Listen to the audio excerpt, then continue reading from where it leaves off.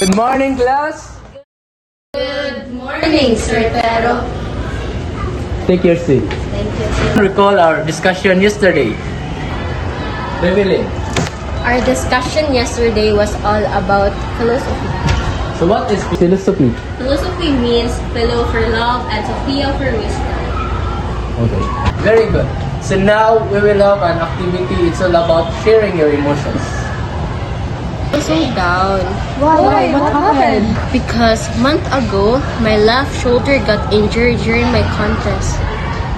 How did that happen, Reveling? When I was about to hit the jump, the motorcycle got out of balance. God, that's so sad. What Yeah. happened next? My parents brought me to the hospital, and after that, the doctor said I need to undergo a surgery. And I feel so scared. Everything will be alright. Class, so did you already share your emotion to your group mates? Yes, we already did. Reveling, even though if you undergo surgery, you should know that everything happens for a reason. She's right, Reveling. We're all here for you. Of course, Ray. Right, Reveling. Excuse me, sir. May I go to the cinema? Okay, you may go.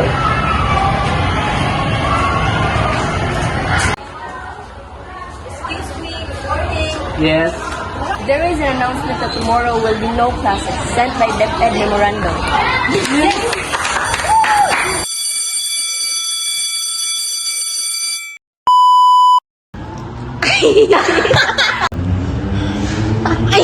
I feel so down because parents brought me to the hospital. sorry na. My parents brought me to the hospital, and after that, Ilang ako buhagi ka makatawas. Doon naman.